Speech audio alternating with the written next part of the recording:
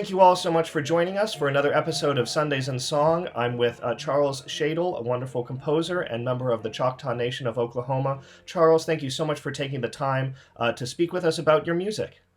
My pleasure. We've had an absolutely wonderful time digging into your setting of the canticles that are used at Evensong, the Magnificat and the Nunc Dimittis.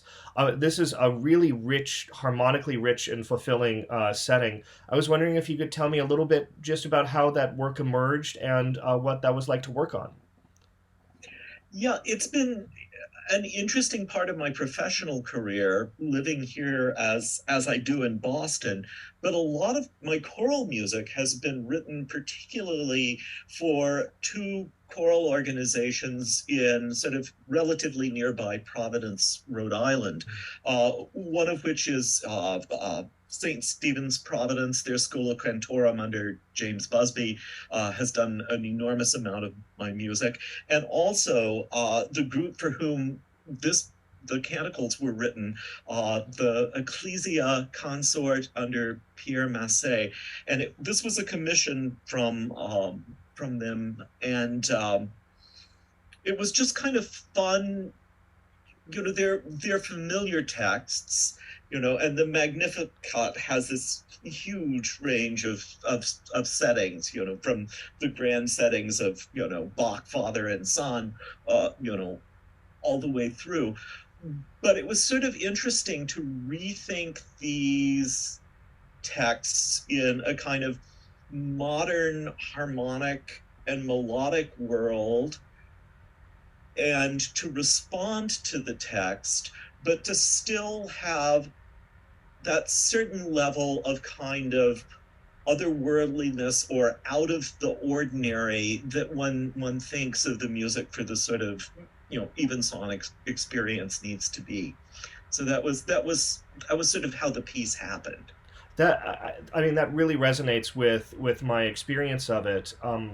As we've been preparing it, the way that you've sculpted the harmonic language, where we have these sort of shifts of color, sometimes mid-phrase, and then we come back around and it coalesces in a center that always feels intentional and tonal, but the journey that we take to get there is, I mean, it is very mystical. It does have this, it calls to mind. It calls to mind other mystical settings that have really that have emphasized that otherworldliness, because it is really about thinking about this intersection. I think these two canticles are very much about an intersection of sort of two worlds, like a seen and an unseen world, and so having this push and pull of stability and instability, or however one wants to think about it, is very effective. So I just wanted to thank you for that. Well, thank you for saying that, and I feel about those texts, I think, in the same way that you're describing, right? Because we're the real and the extra real. And, the first one, it's a sort of a young girl running up against this experience of complete otherness. And then the other one, it's sort of the old man at the end of his life also running up against it. So it's so interesting the way, just in the terms of the evensong service itself, that these two sort of poles of human life get represented. And it's a sort of fascinating thing to think about.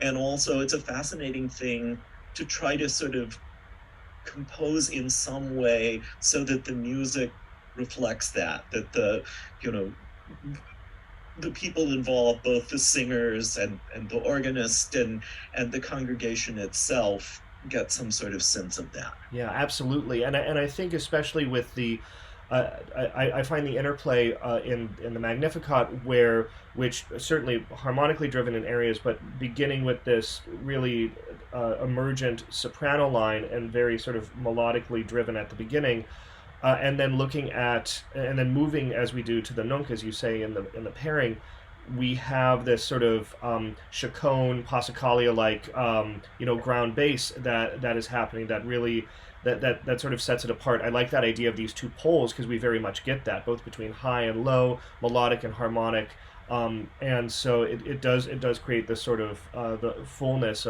of these evensong canonical services that we know and love. So thank you so much. Certainly, Yeah. certainly. Yeah, that was certainly what one tries for when writing, liturgical music. It's it's sort of like it's a work of art, but it has to also function as Mhm. something else, Right. right?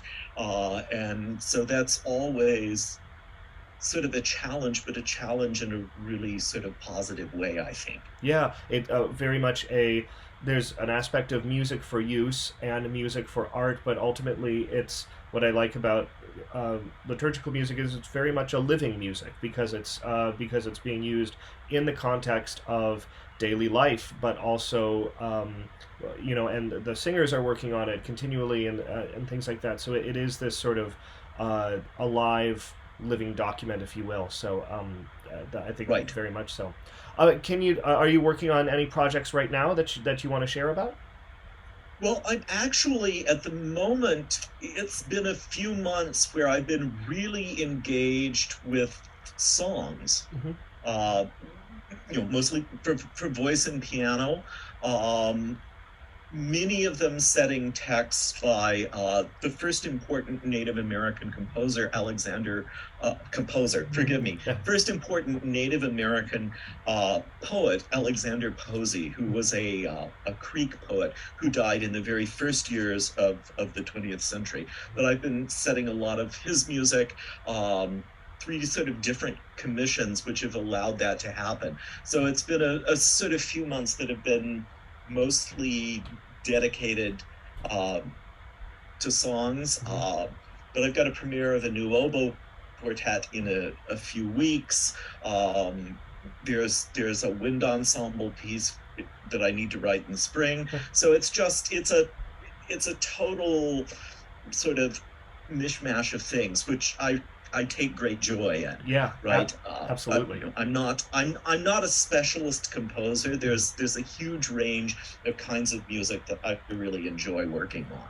That's great. Well, I'm looking forward to hearing those. That sounds super exciting and nice to stay to keep your brain active in different areas. I always like doing that as well. So, well, Yeah, that's important. yeah. Well, thank you so much. We're so excited to offer the Magnificat and Nunc Dimittis by Charles Shadle this Sunday at our 2022 Recital and Evensong for Indigenous Peoples Day. Charles, thank you so much for taking the time to speak with us.